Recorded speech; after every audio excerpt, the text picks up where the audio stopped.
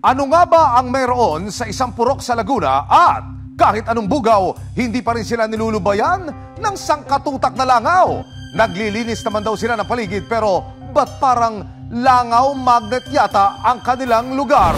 Paano nga ba magpa-fly away ang kanilang fly infestation problem? Sa mga litrato at video na in-upload ng isang nagre-reklamong residente na si JV, umaapaw na ang fly trap sa sandamakmak na langaw.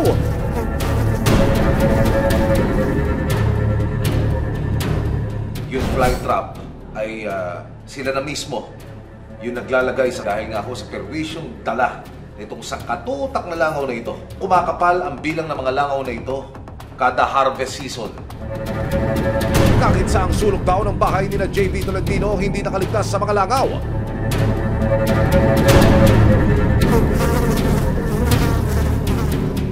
Nagsimula raw ang kanilang kalbaryo noong Marso nitong taon at mula noon, araw-araw na silang may mga unexpected and unwanted visitors. Hindi mag-aalmusal po, magkakape. Kung di nyo po takpan yung baso nyo, papasukin po ng langaw eh. Sa tanghali po, habang magpapaspas kayo ng ganyan. Nakakapamura na po. At napakadami pong langaw na kikiliti na po yung katawan ko ay. Mainit na nga po, di pawisan ka, ang lagkit mo. Dadapuan ka pa ng langaw. Nakakasura talaga pag gayon. Nangingitim na po yung lamesa sa sobrang daming langaw. Mga 10 pataas po ang nagagamit namin na fly. Pag ganito pong madalang, mga 5 to 7 nga po. Maliban dito'y dinaraing na rin ng mga residente sa lugar na nagkakasakit na ang mga bata at kahit mga matatanda. Nagtain na po yung mga bata. Yung mga matatanda po, nasakit na din ang tiyan. Kahit po ako, tinai po ako noon. Para maibsan ang pagdami ng mga langaw, sinubukan na raw ni na JV na sila na ang mag-adjust. Kahit ano pong linis, wala po talaga. Sana po gumawa po sila ng aksyon. Kumbaga, mas gusto ko nga po, pasarado na po yung poultry ko. Maging ang van ng aming team, pinutakti na rin ng mga langaw. Ang kanilang itinuturong dahilan ang poultry farm malapit sa kanilang bahay.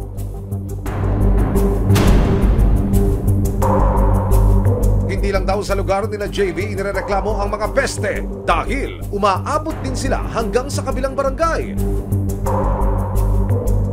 Nakilala ng resibo sa barangay na ito ang pamilya ni Marilyn Caponpon. Mas dumami ho ngayon. Hindi kagaya ng taon. Pareho rin ang sinisisi ni Marilyn. Poultry po ng manok din sa San Miguel. Tawid po lang ng tubig, yung po lang kabila. Kaya para mag-fly away na ang problema nila sa mga langaw, ginagastosan na rin ni Marilyn ang mga pesticide. May pong binubumba ng pangbumba po sa ng hayo para matanggal. Nagreklamo na raw si JV sa barangay at nagkaroon na ng inisyal na pagpupulong pero matapos noon, tila nilangaw na raw ang kanilang reklamo. Nagpa-blatter na po kami. Nagpunta po sila, yung barangay official po doon sa mga may-ari po at caretaker ng farm. Sabi nga po ay aaksyonan daw. Hindi naman po nangyari eh. Hanggang may nagreklamo po uli na pangalawa, na taga-labasan naman. Hindi na po kami nangialam doon at wala nga po nangyari nung una. Nagpunta po ulit, hindi ko na po alam kung ano po nangyari ngayon. Idinulog ng resibo sa Barangay San Miguel ang reklamo ng pamilya ni JV. Ayon sa kanila, 2 poultry farm na posibleng pinanggagalingan at pinagpipistakan ng mga langaw. Nasa 350 meters hanggang 800 meters lang ang layo ng mga ito mula sa kanilang lugar. What a short trip para sa mga unwanted langaw. Bali, 3 sila. Yung isa merong aircon, tapos yung isa layer lang naman, paitlogan lang. Tapos yung isa open din.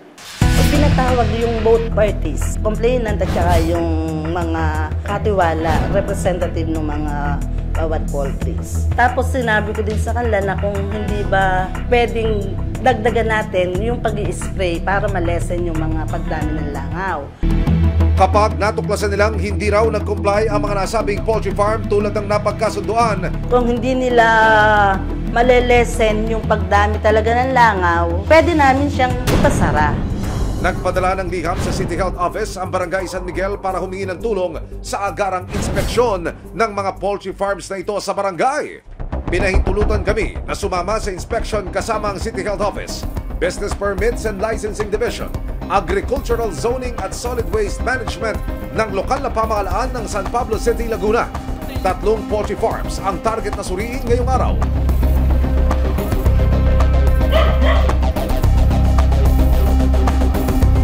Sa unang poultry farm na aming napuntahan, walang mga lamang manok ang lugar pero nakita po namin na may mga konting langaw. Pero doon po kami nagtataka kasi wala na po siyang laman kasi first week pa po ng July sila nag-harvest. So medyo conflict po yon since nakita naman po namin na okay naman po pero may presence po ng langaw. Natuklasan din ng mga otoridad na nakadeklara sa kanilang permit na no operation ang poultry since 2020 at surprise, nag-ooperate pa rin daw ang manukan. Kaya naman, Ipapareview po namin sa City Treasurer kung baka mamaya po nag-operate sila ng 2023 or 2022. Ipapabuklat po yung kanilang mga book of accounts. Sa pagpapatuloy ng aming pagtutok sa inspeksyon, pwede naman daw po pumasok yung mga mag-inspect. Kaso yung media lang daw po yung ayon sa inisyal na pagsusuri ng lokal na pamahalaan, maaaring sa pangalawang farm daw nang gagaling ang karamihan ng mga langaw. May foul smell na talaga. Kasi sa gate pa lang talaga maaamoy nyo na and maraming langaw. Hindi po siya poultry farm, kundi egg layering farm po siya. Hindi maganda yung sitwasyon doon. Kinakailangan muna po nila na mag-spray para ma-mitigate po yung smell, foul smell, tsaka yung swarms po ng langaw. Pero, giit ng tagapangasiwa o manager ng tinutukoy na farm, yung farm namin kasi is malayo sa residential areas.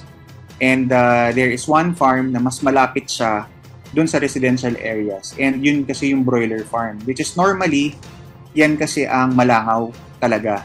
Ang langaw ngayon, yan ngayon ang lilipat sa mga bahay, sa amin, sa farm namin, which is perwisyo din sa amin, sa totoo lang. And sadly, kami ay na-pinpoint in terms of the fly infestation.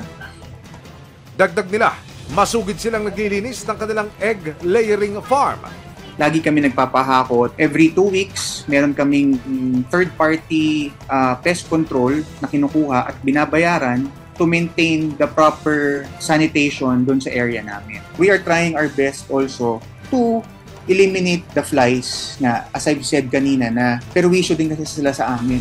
At para sa huling poultry farm, nadatnan itong wala ring laman ng mga manok. Ayon naman sa caretaker ng manukan, supposed to be ay naka-ano ngayon, naka-schedule. Kaya lang, pinuspone po ng nagsusupply po ng mga sisiw dahil po sa issue na langaw. 1 linggo matapos ang inspeksyon, nagpatawag muli ng pagpupulong ng barangay kasama ang mga residente at kinatawan ng mga farm. Napagkasunduan na hanggat hindi nawawala ang mga langaw sa lugar, hindi muna maglalaman ng mga manok ang una at pangatlong poultry farms. Iniutos na rin ng City Health Office ang paglilinis ng pangalawang farm. Patuloy daw itong tututukan ng lokal na pamahalaan, lalong-lalo na't may dala itong panganib sa kalusugan at hindi dapat hawiin at isawalang bahala.